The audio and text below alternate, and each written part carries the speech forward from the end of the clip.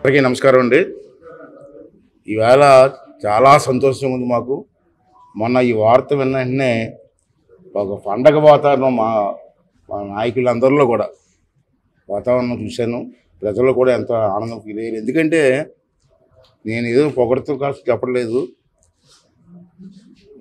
అశోక్ గారు అంటే నీతికి, నిజాయితీకి, క్రమశిక్షణకి నిలువెత్తు విగ్రహం మా దృష్టిలో.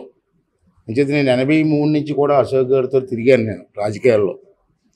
అశోక్ గారు నాకంటే ముందే రాజకీయాలు ఎన్టీ రామారావు గారు పార్టీ పెట్టకముందే ఎమ్మెల్యే చేశారు. మీ అందరూ తెలిసిన విషయం. రామారావు గారు వచ్చిన తర్వాత నేను ఎమ్మెల్యేగా వచ్చాను. అప్పటి నుంచి అశోక్ గారు అంటే మీ అందరికీ అభిమానం. మమ్మల్ని గైడ్ చేసేవారు. నేను చిన్నపిల్లలు అప్పుడు 20 సంవత్సరాలు ఫస్ట్ టైం ఎమ్మెల్యే. మేము కలిసినప్పుడు మమ్మల్ని అందరూ బుధమ చేసి ఏమైనా మాకు సలహాలు అడిగితే చెప్పి మమ్మల్ని ముందుకు రాజకీయాలు నడిపించే వ్యక్తి అశోక్ గారు. అతనంటే మా అందరికీ గౌరవం. నాకే కాదు, ఇవాళ చూశాను నేను 2 డేస్ నుంచి చూస్తాను టీవీల్లో. అన్ని పార్టీ వాళ్ళు కూడా అశోక్ గారిని అభినందిస్తారు. ఎందుకు అభినందిస్తారండి? అవతల పార్టీ వాళ్ళు అభినందిస్తారు, మమ్మల్ని తీరు కదా. ఇప్పుడు అశోక్ గారిని ఎందుకు అభినందిస్తున్నారు?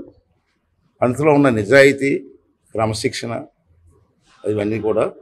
మరి అటువంటి మహా వ్యక్తికి ఉన్నతమైన పదవి ఇచ్చి గోవా గవర్నర్గా ఆశీర్వదించినటువంటి అవకాశం ఇచ్చినటువంటి ప్రధానమంత్రి గారికి, అలాగే మా అధ్యక్షులు చంద్రబాబు నాయుడు గారికి, మరి అలాగే డిప్యూటీ సీఎం గారు పవన్ కళ్యాణ్ గారు అందరికీ కూడా నేను ధన్యవాదాలు తెలియజేస్తున్నాను.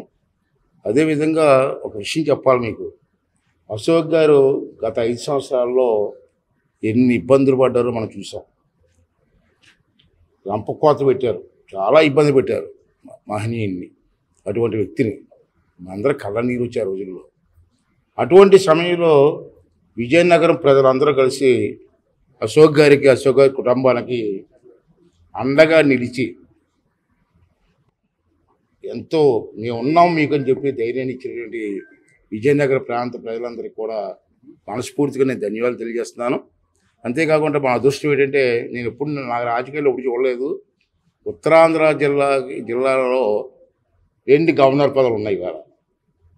ఒకటి హరిబాబు గారు, 2 పెద్దలు గవర్నీయులు అనుభవించిన అశోక్ గారు. ఇది ఉత్తరాంధ్ర జిల్లాలకి మోదీ గారు కానీ చంద్రబాబు నాయుడు గారికి చేయడానికి మంచి అవకాశం.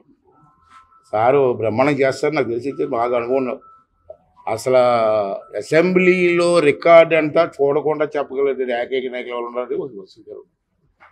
ఏ పేజీలో ఏముందో చూడకుండా చెప్పగలిగేటువంటి కెపాసిటీ అశోక్ గారికి.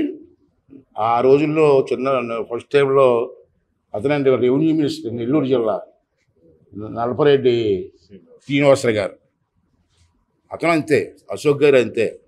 అడగవసరం లేదు. ఆ బుక్లో ఏ పేజీలో ఏముందో చూడకుండా చెప్పేస్తారు వాళ్ళు. అంత నాలెడ్జ్ ఉన్న వ్యక్తులు. అటువంటి నాలెడ్జ్ ఉన్న వ్యక్తి మన ప్రాంతీయులు ఈరోజు గవర్నర్గా గోవాకి వెళ్ళడం అంటే చాలా ఆనందంగా ఉంది.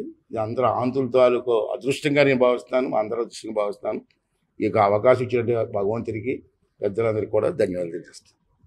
తెలుగులో ఫాస్టెస్ట్ న్యూస్ ఇప్పుడు కొత్త అవతారంలో 5 సెకండ్లోనే పూర్తి వార్తా సమాచారం మీ చేతిలో.